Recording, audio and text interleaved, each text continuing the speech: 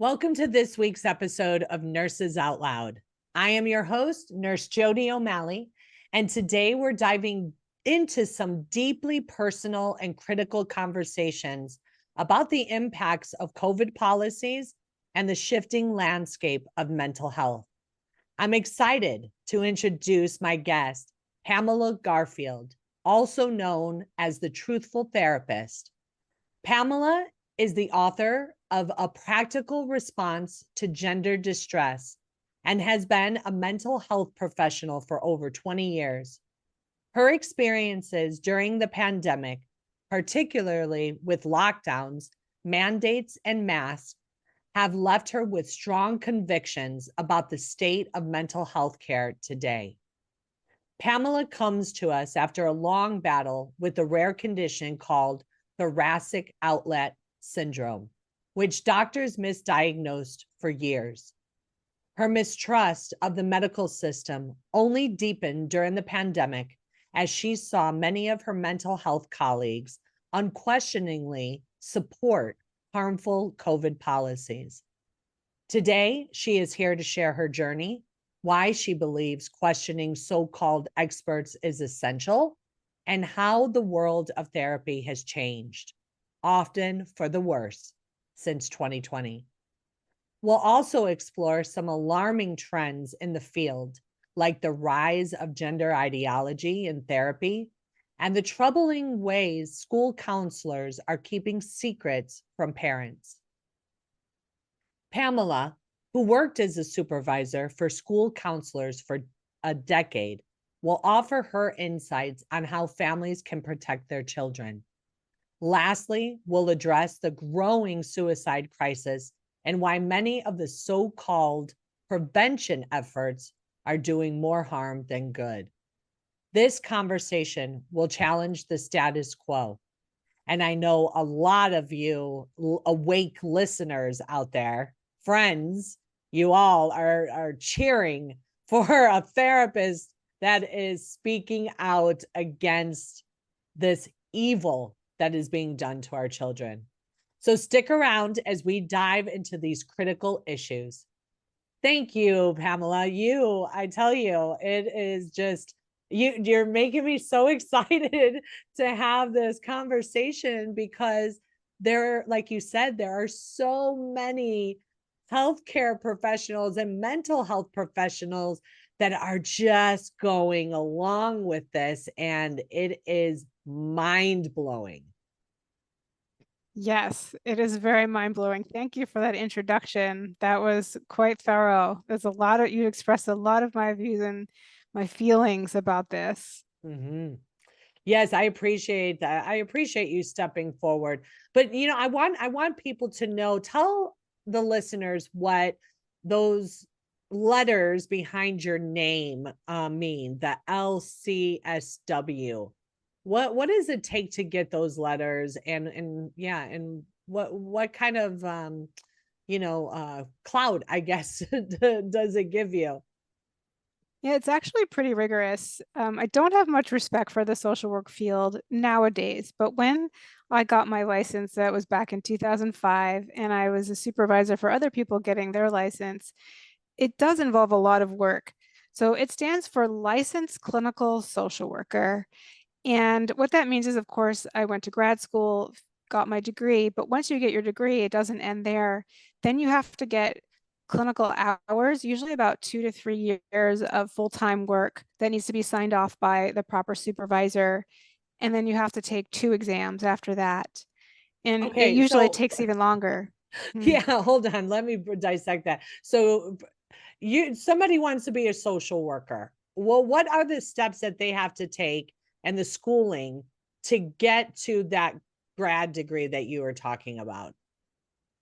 The grad school program that I did, it was actually NYU back in the late 90s. It was 2 years full time. Some people can spread that out in part time, evenings for depending on your schedule, but it's a 2 year part time graduate school program. So they're going to school and they're getting their 4-year degree. Yeah, after a 4-year degree. So you have to have your bachelor's degree. Then Okay. you go on to a 2-year graduate school degree, which involves internships. So what you're doing is you're working 3 days a week, basically for free as an intern. And then you have 2 full days of classes. And then, of course, you have to do all your homework in the evenings and the weekends. It was all papers and writing. Okay, so you get that, and then you decide to go on further and get the LCSW. Yeah, then to get licensed, then you need to work in certain states. So I came up the ranks in New York City and New York, and at that time I could just take the test and then be forgot what they called it then because they've changed it to licensed clinical social worker, but they called it something else, certified social worker. I Mhm. was a certified social worker, and that was what it was, but they've changed it since then to involve these clinical hours in New York. So different states have different requirements. And Mhm. California in the mid 2000s had the most requirements at that time. I think other states have adopted this policy since then. Although Mhm. now they want to reduce all of the barriers because, it's all racist. So that's a whole other story. Right. Oh my goodness. Yes, one of my good friends, she was talking to me about getting her LCSW, and I know it took her a couple of years, and she really just was not even available. She said she had to work full time, and she was, doing these clinical hours. So it's something like 3,000 hours of Mhm. free work. So Yes. Yes, I who was supervising people who were doing that. They were working for free or for a very small stipend, and they needed to be under the supervision. They had to meet weekly with a supervisor who had the credential, this degree that I have with that license to have it. So you could have all this experience and then have it not count if you're not under the supervision of someone with the proper credentials. Right. So this is, I mean, it's really comparable really to an MP or even a doctor with It's like what a is residency, like yeah. residency light, I say, for mental health. Yes. Okay. So yeah, well, I appreciate all you've done because it is a lot to be in this field. I know, a lot of people, they get into this field knowing that they're not going to make, $1 million. Yeah, no, we don't make a lot of money. No, Not no, usually. no, that not right. So thank you. So yeah, let's take me back to, what your first where your distrust in medical professionals, after your personal experiences with the misdiagnosis, how did the mistrust in the medical system influence your perspective on current mental health practices? Yeah, actually, when I started to talk about these issues, I kind of in hindsight realized why I was so passionate about them because I realized my personal experience was coloring how I was seeing the mental health field and everything. And I felt obligated to talk about things that I had expertise in to be able to educate parents that they weren't bamboozled by therapists who were going to emotionally manipulate them. Mm. So my personal experience is I had this thoracic outlet syndrome. I still have it, but not nearly as bad. And I spent many years, it was like an odyssey of seeing doctors who didn't listen to me, didn't believe me. They said it was in my head. They said I just had anxiety and depression. It was all over my charts. They never did a full assessment on me. They just said I was avoiding life when I was in serious pain. And when they didn't listen or when they said they didn't understand what was wrong with me and I did cry in the office, then of course that reinforced their diagnosis of depression as opposed to the fact that you have a human being who has feelings in your office that can't function. Right. And there's doctors telling her that they don't know what to do. Like maybe that's just a genuine reason to cry and not label them as depressed. So they didn't believe me. I got, so the symptoms were nerve pain and muscle Mhm. pain and headaches, and to the point where I could barely do my ADLs and so on. And they thought I had carpal tunnel syndrome. That was my initial diagnosis. It looked like carpal tunnel syndrome initially, but it didn't really line up because in certain positions, my symptoms were much worse. In other positions, they were not so bad. So it was inconsistent and it was confusing if you don't understand what it is. And what it Mhm. actually is the nerves were being crushed under my collarbone, between my collarbone and my top rib. So there wasn't enough room in my brachial plexus, and I was getting, my nerves were being compressed. And that also impacts like your muscular system and gives you headaches and makes you dizzy, and the blood flow to your brain, all of that. So I was very just physically dysfunctional and didn't understand why for many years until I got a proper diagnosis. And if I didn't pursue it, if I just went along with the experts, I'd be completely disabled now. I probably wouldn't be able to use my hands at all. On pain meds, probably chronically. Well, the pain meds didn't really work, but they put me on these other meds, all these nerve medications, and Like they all made me gabapentin. crazy. Yeah, they tried Uh-huh. gabapentin and then a lot of for off-label psych meds. I don't even remember them all, but I have like a long list now on my medical chart of meds that they say I'm allergic to. Really, I just didn't tolerate them because they didn't help at all for one, and then they also gave me terrible side effects. So yeah, the pain meds didn't really work. The only thing I could take was like a benzo just to help me calm down because I had muscle spasms. Mhm. So I took those sparingly. But most of the time, I was just living with this pain and not understanding why. And of course, the doctors didn't believe me. So I did figure it out on my own.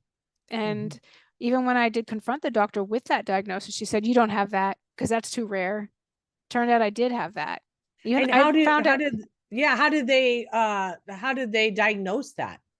So what I found there were a few people who specialized in it, and I found those people and they diagnosed me. That there are special tests for it, and they don't. It doesn't show up in an image or anything. It's more diagnostic of like what positions you're in, and if you hold your hands up in a certain way and do certain movements, do the symptoms come and go? There's other observational things you can do, and it's very specialized to understand that. So once just understanding my symptoms, they were able to diagnose me. And then how do you cope with it on a daily? Well, since then, I did find one of the maybe six surgeons in the entire country who could do what I had, the surgery I had was the rib removal. I had my first rib was removed. I should have brought you, I have it. I actually have the rib. Oh, really? It's kind of Yeah. cool. In It's like a it's mason jar? they sent it in a little package and you put it in and you clean it up, and yeah, Um, I've been wanting to make a sculpture out of it. It's small. It's about like 2 inches long. Okay. It's because it's your top rib, and so they removed my rib, and it's very complicated surgery, and it could go wrong. So a lot of people get it done by people who aren't what they call top surgeons, and they get botched by it. But I feel very grateful that I did find one of the specialists. She's somebody at UC Davis who did it. So there are good doctors, just like there are good therapists. There are good people, but the system itself doesn't do well for people. You have to advocate for yourself to find the right people for what your needs are. Yes, and that's a good transition there. So when you know when COVID struck, so you were a strong advocate for yourself and you were healed, right? At least your symptoms and everything were I was able manageable. to function again and work You, part-time. Yeah. okay. Okay, so then let's go into COVID. Let's go into 2020. Uh, what were your views then? February, March, in the beginning? So in the beginning, I honestly had didn't think much of it. It didn't influence me the way I think it influenced others because I had been homebound for so many years already. So my life didn't get disrupted like everyone else's. In fact, I was still recovering from the second surgery that I had, which was to remove the scar tissue from my brachial plexus, which Mhm. was extremely painful. But yeah, by March 2020, I was doing much better, still struggling, but not nearly as bad. But I wasn't working yet, so I didn't have the same disruption. I honestly lost a lot of my social life. Your friends show their true colors when you go through a real crisis in life, right? So some of my, Amen to that. Let me tell you. yeah, Yes. exactly. So I had just I already kind of called it my own lockdown. It's funny because the chronic pain community, which I was much connected with at the time, were telling everybody, see, this is what it's like. You can't go out, you can't do things. This is welcome to our life. That's what we were thinking. Um, so I wasn't onto it immediately that, that this was, you know, uh, something, an entire agenda. I thought there was a real virus, and yeah, so it took me a bit to figure that out. It was about 2 months in the time where I really shifted and realized that this is not right, and the masks were not working, and everything they were saying wasn't working, was in June when the George Floyd riots broke out. Mhm. And all suddenly it was fine to be out in crowds and be doing all these things because racism is important, and so we could all kind of negate all of our efforts of lockdowns and be together. So that was really my big wake up time Mhm. for both all this anti-racism rhetoric and then also COVID. And I think just kept going on and on. I was in California. We were the first ones to be locked down and then the last ones to be let up from the lockdowns. So it went on way too long. I mean, a day is too long, but it really went on too long Mhm. in California. Yeah. Yes, it did. California was really tyrannical. And Mhm. you bring up a good point. They picked and choose which constitutional provision they wanted to promote. And, Exactly. gathering in, you know, in well, they wouldn't call it rioting, but gathering and, protesting racism, trumped your bodily autonomy, right? I mean, Yeah. yeah, yeah, because then, obviously all of the vaccines came out and this and that. But no, people were getting arrested for being at the beach in California. Yeah, I lived at the beach, and there was people were being arrested for surfing by themselves. Mhm. We weren't even allowed. I don't think people in the rest of the country know this, that there were cops watching whether we drove within 5 miles of our own town. And when people came to my town near the beach, they were running license plates to see if you were local or not. Really? That's how tyrannical it was. Wow. What town, if you don't mind saying? Yeah, I Like don't live what there area? anymore, so I can say it. I lived in Pacifica, California, Where's which was that by? about 15 minutes south of San Francisco. Oh, okay. Oh, San Francisco. Hmm. Wow. Okay. All right. Well, so go ahead, like talk to me about the COVID lockdowns and did you think, okay, let me just go back here. I had when I found out, they're locking children down in this That or is what I'm about to talk about. yeah, Yes, the go children. ahead. Go ahead and talk about that. Yeah, that was the part where like my jaw was just dropping. Like as a school counselor, someone who's been a school counselor for many years and work with the most vulnerable kids at these schools, even just a weekend away would disrupt their schedules, right? We'd Mhm. always have more like suicide assessments and issues right before a holiday, right after a big weekend. And so to imagine what some of these kids were going through with no structure and nobody to check in with or anything like that, Mhm. I I just couldn't imagine what this was like for those kids because I've seen kind of the worst of the worst kids, right? But then there's just all the kids. How could they think this is okay to disrupt their schedule, just not allow them to see their friends, to mask up little kids? Mhm. I I I mean, I don't understand. This was not like a left-right issue. Masks were never a thing before 2020, and of course, it became this political weapon. And I was surprised about all of that. That we all know that this is damaging. I mean, common sense Mhm. tells you it's damaging to all of us, but especially to developing children who Yeah. are learning facial cues, learning a speech, need to see faces, need to see smiles. It impacted all of us. It impacted me personally, not being able to see faces when I was out. And I Yeah. think that was the intention, of course, is to divide us and to dehumanize us. Mhm. But the all of the impacts on children, to me, it made there were days where I actually would walk around and cry, seeing little kids being masked up outdoors. And it happened for years. It went on for years. I just couldn't believe it. Yeah. Yeah, I couldn't believe it either. Caution tape on the playgrounds. Yeah, all I that. it Hmm. just and not educating them. I was my son's age. My son was 10 in 2020 and I was 10 when AIDS came out in Mm. 1984 and I just kept thinking, Oh my goodness. Like, yes, there was a lot of confusion about AIDS and stuff, but there wasn't this big fear push to the majority of the population, right?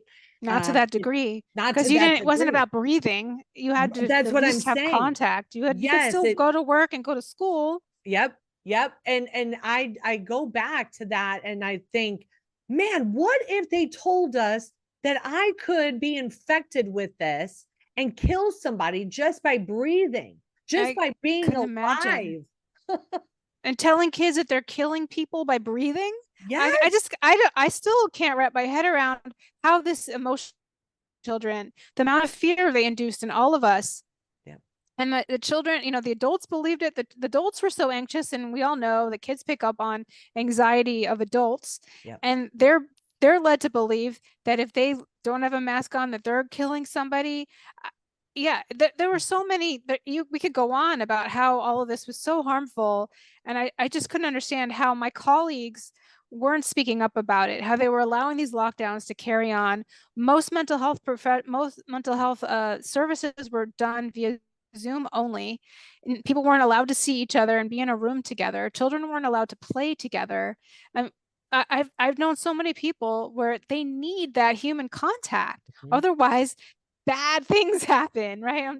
Bad. I'm talking very bad things. And Mhm. if they don't have someone to check on them, or if they just don't have somewhere to go and don't have that structure, that really can send them spiraling mental health wise. And you know who the population that they were trying to protect was the ones that they harmed the most, and that is our children, for all the Mm-hmm. reasons that you just said.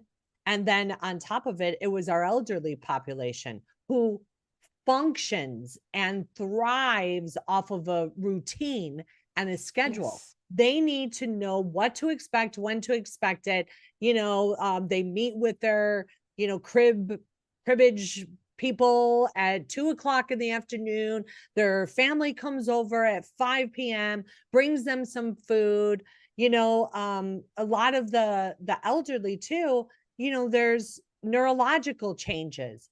And Mm-hmm. I had heard from nurses that worked in this area and would say that the loved ones didn't even recognize their loved ones So anymore sad. because they So, were so all sad. gowned up. and Yeah. and they said many lost the will to survive because they couldn't interact, and many of them were begging to just let them come, that they'd rather take their chances and live out their last days around human interaction than try to be shielded and die a slow, painful death. It's awful. These people that died alone, Mm-hmm. I can't believe they did that. People who were in the hospital. I actually had a problem where they thought my appendix burst. It turned out it wasn't. And I had to go to the hospital, and my husband wasn't allowed to come in with me. And we thought I would have to have surgery alone. Happily, that it was okay.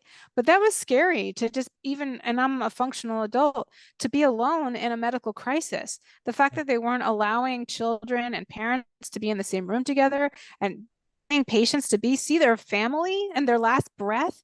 I mean, the crimes against humanity during that time are astounding. Yeah. Yeah, absolutely. Well, where do you see people at today, versus, what we well, no, first of all, I do want to touch on something. You said you made a statement that something happens with children before a long weekend or after a long weekend. Mm-hmm. Can you restate that and explain what you mean by that? Yeah, so kids who have trouble at home, honestly, there's usually more anxiety, more unrest when their schedule and their routine is about to be disrupted. So that's what would happen usually before a holiday, which is a stressful time for almost everybody. Mm. But if you've got more challenges emotionally or more challenges at home, that's even a harder time. That was a time when we were flooded. Our office was flooded with issues, the kids that needed extra attention. So that's what I was referring to. Yeah. So needed extra attention because they know that they're going to be home for an extended period of time, whether it be a 3-day weekend or a 2-week vacation, right? Like Yeah. Christmas break, because now they're at home in these circumstances that are not optimal. Sometimes it's not optimal. Sometimes it's okay. It's just they need that routine and or even just whenever there's some sort of change that disrupts their emotional, regulation. Mm-hmm. Okay. All right. Well, that's good to know, guys. So, be on the lookout for that, really. Mm-hmm. So yeah, so let's move on to the gender ideology, because not many people are speaking out against it. A lot of people are just going through the motions and repeating this. That you can be a boy if you were born a girl. All of those things. I actually have doctors that have reached out to me and taken screenshots of their new modules for learning, that we have to do every year. And a few of them are having issues morally and ethically and religiously to complete this and to go along with, before we were told, especially in the ER, you don't give in to your patient's delusion. You have to redirect them. And now you could get fired if you don't give in to their delusion. Mm-hmm. You know what I'm saying? It's So so strange. I know everything's yeah. flipped on its head. Okay, let's talk about that. You've been a therapist for 20 years? I'll say since I was a grad student in 1997. Okay, you don't even look that old. You look amazing. The Zoom does good for my skin. Yeah. We're about the same age. I'll be 50 this year. Yeah. I just turned 51. Okay, well, we are. All right. Yeah. Yeah, it's nice to have the little Zoom Zoom, yeah. touch up my appearance, please. Absolutely. Okay, so let's go back there then. Tell me how you've seen the mental health industry change since then. Yeah, it's changed radically. So I went to NYU, which is maybe one of the most liberal left-leaning schools in the country. And if you look at their social media now, it's out of control how radical it is, how much they're pushing critical race theory, victim mentality, and of course this gender ideology. That was not even a thing at that time. I really miss the 90s. Oh my gosh. You know what? I was getting involved in the conversation so much. I realized that we do need to take a short break. But yeah, when we come back, we're going to talk about that in the 90s.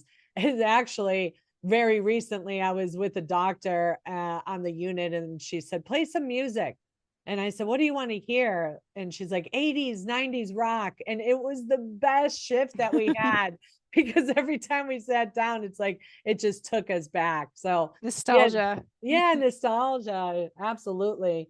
All right, guys. So we are going to go to break, but we will be back here with Pamela Garfield, who will talk more about the gender ideology. She does have her book, A Practical Response to Gender Distress, and you can find her at the truthfultherapist.org. So make sure that you are checking her out and also checking out chemicalfreebody.com, actually /out loud. And you will find the Out Loud Healthy Gut Detox bundle from Chemical Free Body. I absolutely love their products and I love the integrity behind their products because they truly are chemical free.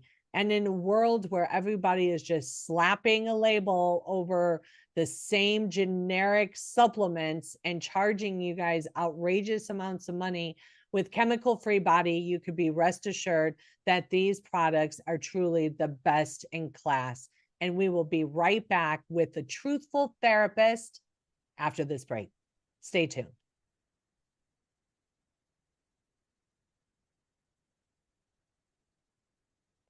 Welcome back. Thank you for joining me. I am your host, Nurse Jodi O'Malley, and you can find us here live on air, Nurses Out Loud, 5 days a week at 11 a.m. or 10 a.m. Eastern Standard Time, with an encore at 11 p.m. Eastern Standard Time. You can download the America Out Loud Talk Radio app to listen to 24/7 news programming, as well as visiting any of your favorite podcast apps, because all of our shows go to podcast a day or two later. Thank you for liking, saving, reviewing, and sharing our shows. You are certainly pushing us up in the ratings and in the feed, and being a driver in this movement to educate, empower, and equip you guys with the knowledge and the truth to share with others. So thank you from the bottom of my heart. I will have to say, guys, this is my 3-year anniversary of blowing the whistle. And I just could not even imagine what my life would be like after stepping out in faith like that 3 years ago, and meeting other people such as Pamela, the Truthful Therapist, and engaging in these conversations. There are more of us than there are them. But for some reason, we just feel like we need to be silenced. And I love that I am talking with someone who is actually my peer. And before we left the break, we started talking about the 90s and how we grew up. She grew up in New York, or she was in New York, and I was in Chicago. And of course, racism does exist. There's ignorant people all over. But I think for us, Pamela, I had all different types of friends. I dated all different types of races as a blonde hair, blue eyed girl, even, right? And we just didn't, I think our generation kind of pushed past that. Hip hop was a thing. There was Michael Jackson and the whole cultural movement of all that, rappers and Jay-Z, and you know what I'm saying? Yeah, it was not a big deal. No, it was not. And I was really vocal when the whole George Floyd thing came out. I was just up in arms, and I could not believe that people were falling in lockstep. Like, it was such a psychological operation.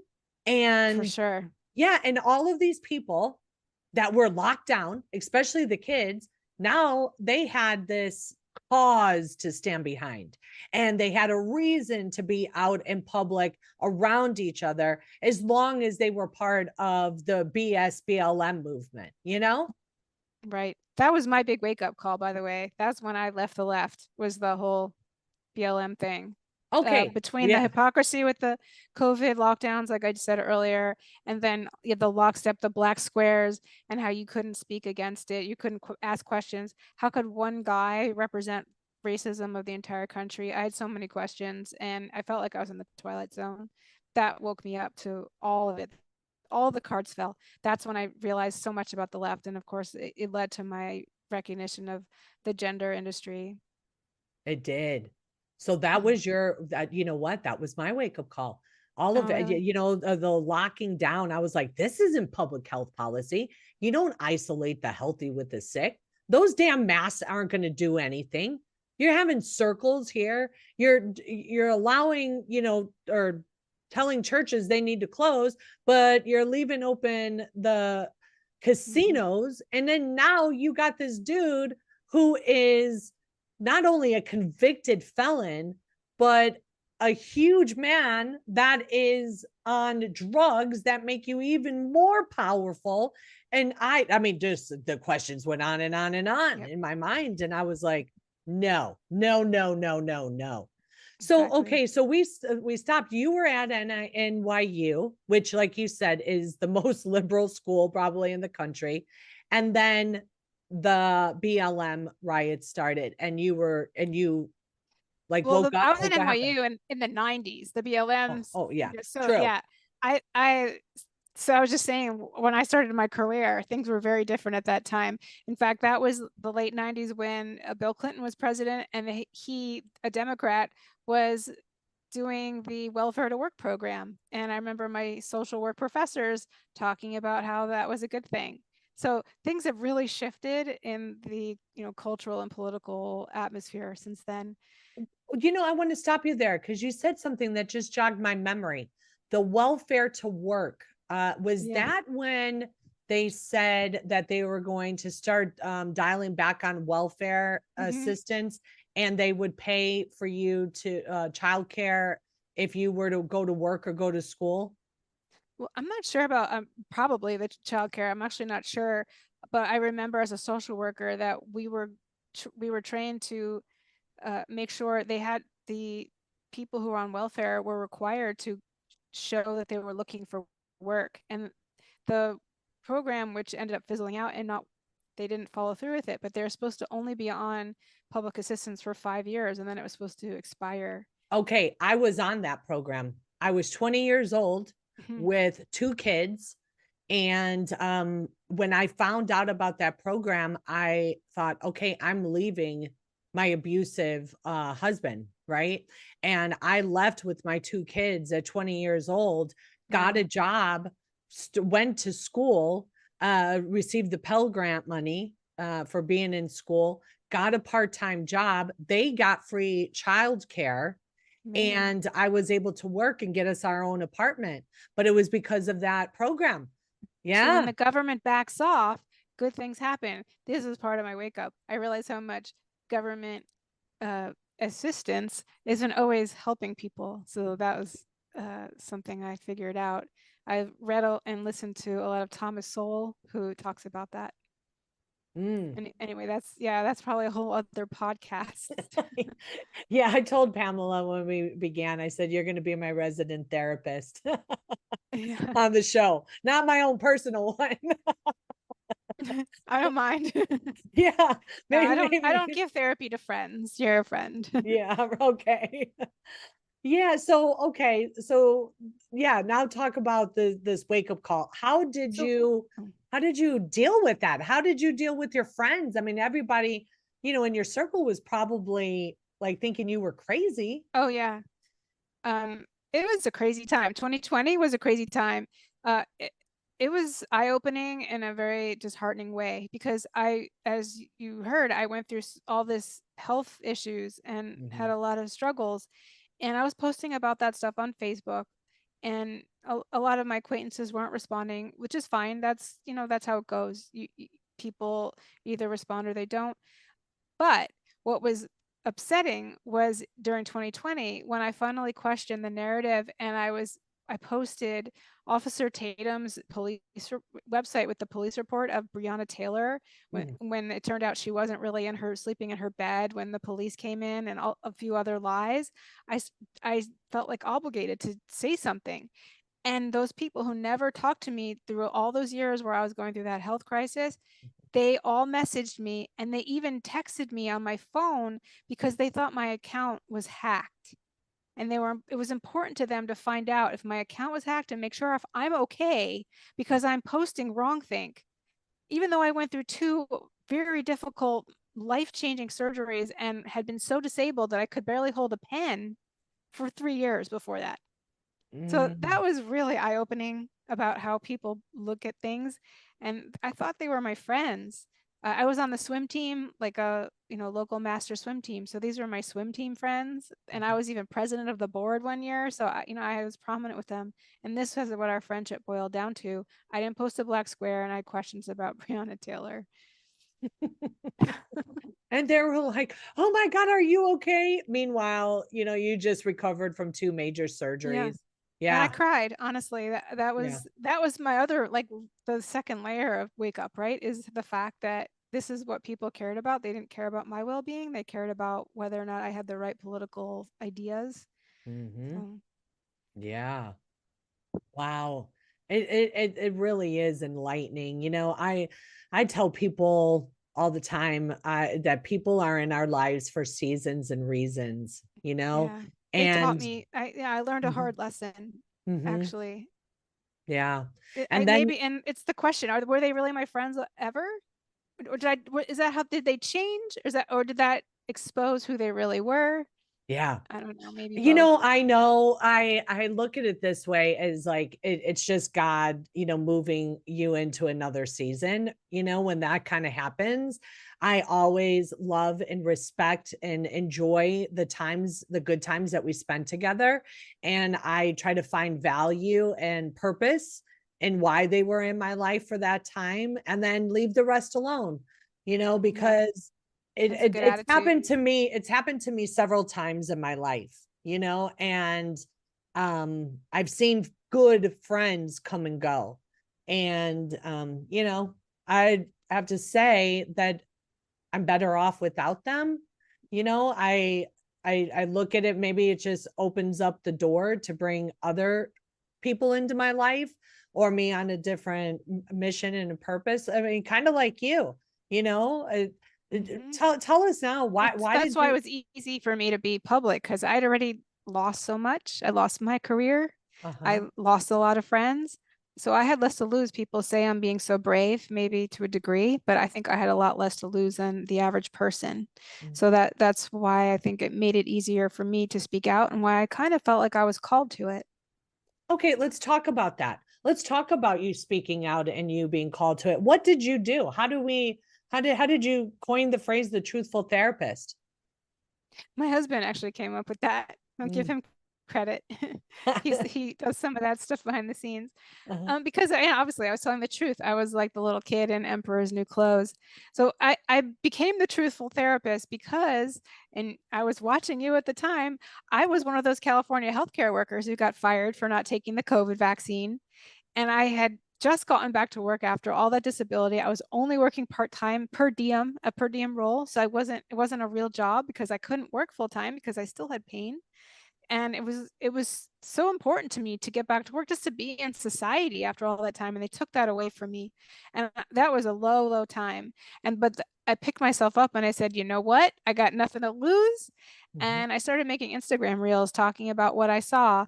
And you asked me earlier how things had changed. So before I left for disability, that was the end of 2016. I got back to work 2021, and things were so radically different. I looked at myself kind of like Rip Van Winkle.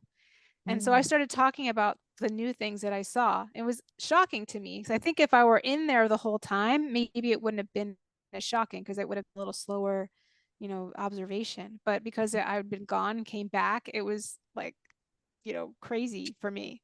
Yeah. And what I saw was half the kids were identifying as trans in this teen mental health program. My colleagues were going along with it. They were affirming it. They were blaming parents for not going along with it. They were saying that, they knew better. The staff meetings were starting off with pronouns rather than even the name of the child. Everything was about the pronouns and the gender identity. And I just thought I was in, yeah, crazy land. And of course, we were wearing the masks the whole time. The masks didn't lift for like another year after. I think late 2022. I forgot when they lifted, but we were still wearing those masks in a mental health program with people. We're talking people with like schizophrenia, bipolar disorder, severe anxiety, all kinds of disorders, right? And Mm. we're wearing masks. Imagine being in a group therapy program. Imagine being a therapist and they can't even see you smile at them. Right. They didn't know what it looked like. They didn't know what each other looked like. How is that therapy? So the whole thing was was shocking to me, and I honestly didn't. I wanted to work so badly after being on disability, but also I clearly didn't fit in, and I felt like I just let it go. I didn't need the job. I was still getting disability money actually, Mhm. and I just that's when I was like, well, I'm just gonna speak the truth, and I became the truthful therapist, and I got some attention for it. So what month and year did you start speaking out on social media? Think I started early 2022 or late Okay. 2021. Yeah, So around then. you saw my whistleblower? Oh yeah, I was watching it. We watched it on TV together. Yeah, and I was at Amfest when you did the dance with James O'Keefe. Oh, I that's thought it was so cool. cool. People Yeah. didn't like it. I was like, that's so cool. That was so fun. That's so creative. I watched your whole story. This is so exciting because I mean, I felt so alone being Mhm. losing my job. I was the only one. Everyone else got the vaccine without asking questions. I probably would have gotten it if I hadn't gone through that health issue. In a way, that's the one silver lining too, is that Mhm. it helped me question things. And I just put it, I was just kind of, I actually thought I'd get it a few months later, once everybody was okay. And then you know what? Everyone wasn't okay. So I didn't end up getting the thing. And Uh-huh. I realized after I got COVID that I wasn't going to get it. And my husband actually struck. He's okay now, but he had a short-term bad reaction. So Oh, I wasn't going really? to get it after seeing all of that stuff. Oh, wow. Wow. Thank God he is okay. So, Yeah, every yeah. joint blew up. Like he basically had this arthritic reaction where every joint that he ever injured, like in sports in his life, all Yeah. blew up. He couldn't, his shoulder hurt where he injured his shoulder in high school. That he couldn't raise his arm for a couple of months, and his knee blew up. He looked like he had a golf ball in his ankle. It had this like hyper what is that called? The response, Like inflammatory? inflammatory response. Yeah. Wow. Wow. Uh, And that was like how long after his shot? I think it developed about a month after. About a Yeah, month. Wow. I can't remember the details, but yeah, about a month after. And he's doing okay now? He's totally fine Mhm. now, happily. But Yeah. after I went through so much, I didn't think I'd ever get my functioning back, and I was still struggling with pain.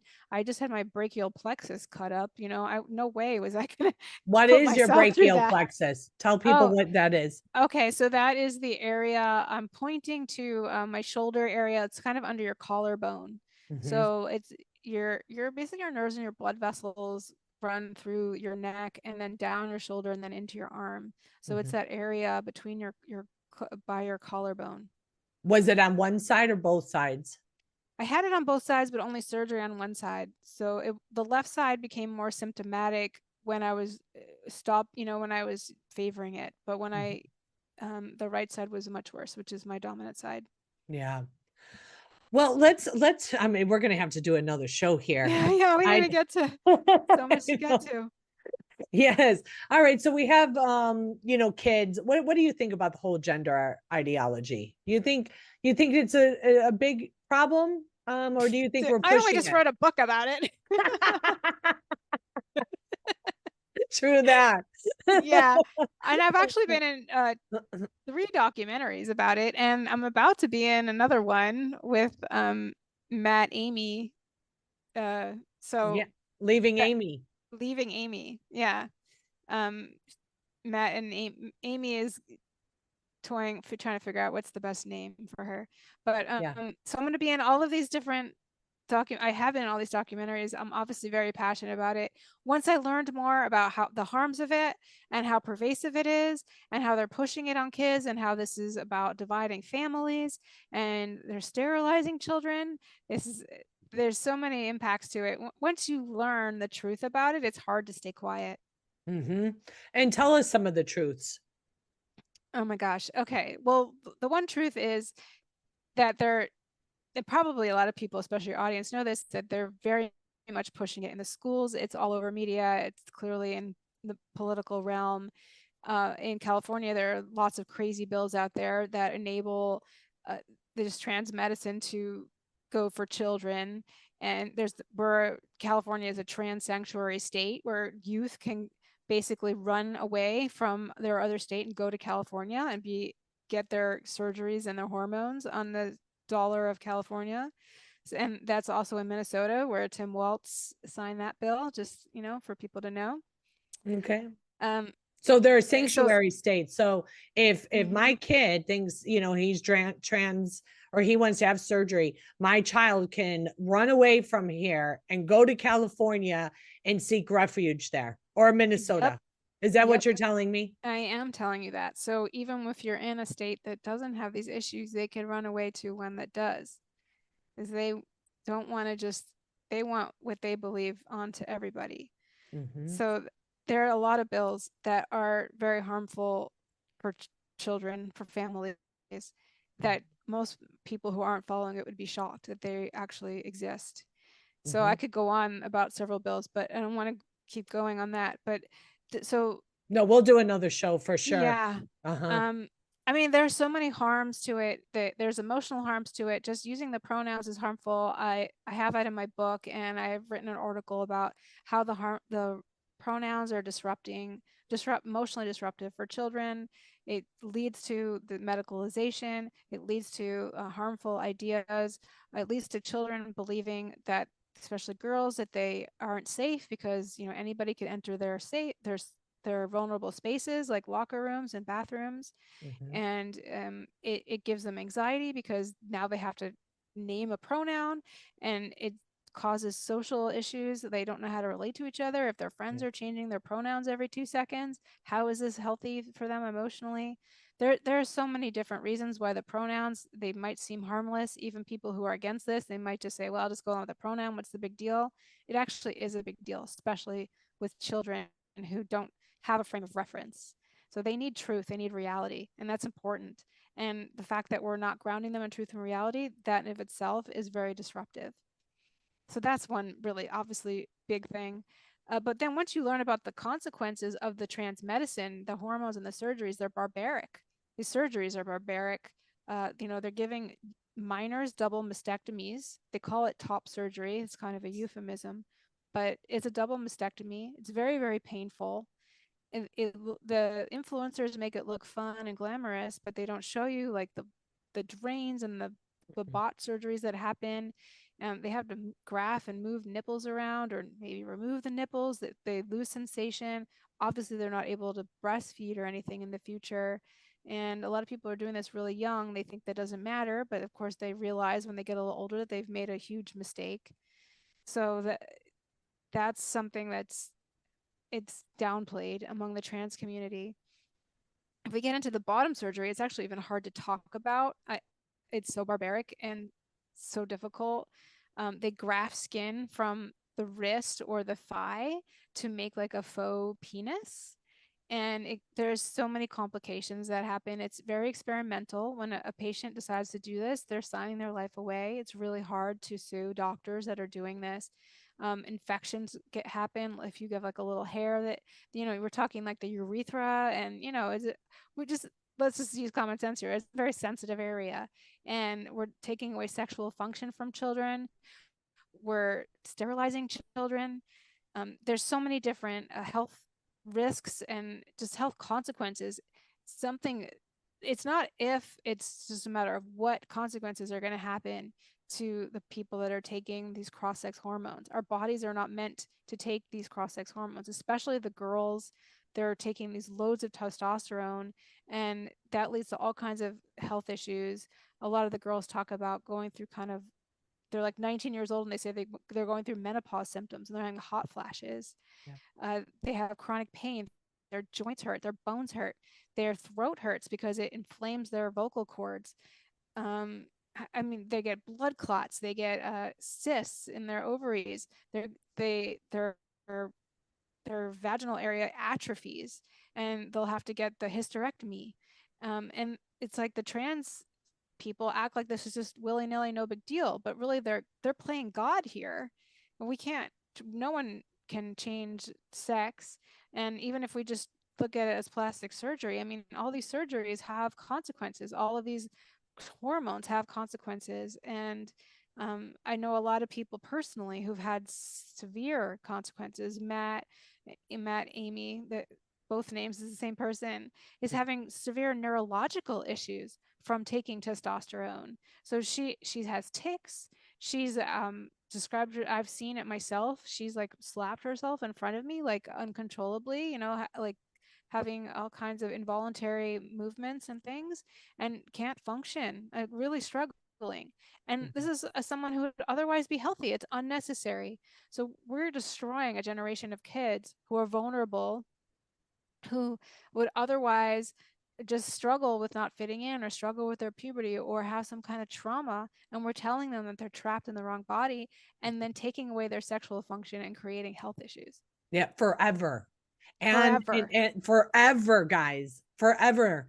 Either they're chemically or surgically castrating them, or both. And then Exactly. they're lifelong pharma users. And Exactly. what would ever happen if they couldn't get their meds?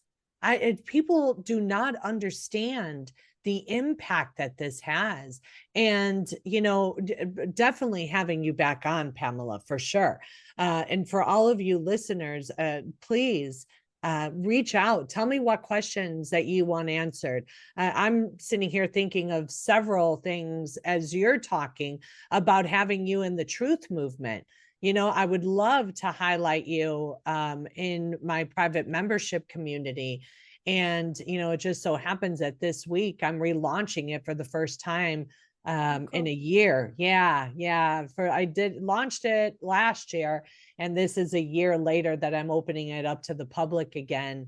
And it'll only be open until the 25th of September. So just a few days, big push, and get, some more people in. But essentially, in that community, I have, people such as yourself, not only are we all members and networking with one another, but I also highlight, the members that are doing amazing things such as yourself. And that's how we heal, guys. That's how we heal.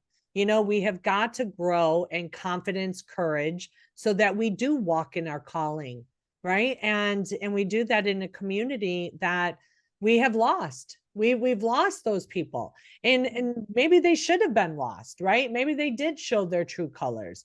Maybe God is just, calling us out to be set apart for us to go off and, shine our light on the darkness. And some people are just too fearful, but we need to encourage and empower them to speak the truth, because the truth just hits a little different. It just does. So reach out. You can go to JodiO'MalleyRN.com and sign up for the Truth Movement. You can also email me any of your questions there. That would be great. And then I'll definitely have Pamela, the Truthful Therapist, and in her book, guys, it's a practical response to gender distress. And you can get this on Amazon. I will have the link in the bio of the show notes, and you can go to thetruthfultherapist.org. Thank you so much for your time today, Pamela. Many blessings. And I'm happy to, have you as a friend, because we're in a war for truth. And here at Nurses Out Loud, it is our mission to shed a light into the darkness, because the darkness will never overcome the light, guys. We're only here for such a short time. And, our soul lives on for eternity. Eternity is a long time. Living here on earth is not. And we are all called for a purpose, right? God tells us that in the Bible, in his word. And all we need to do really is just submit to his will. And I am really doing this in part of my calling is to have the truth movement. So go to JodiO'MalleyRN.com. And until next time, friends, Pamela, you too. Be safe. Thank you. Be well, and God bless.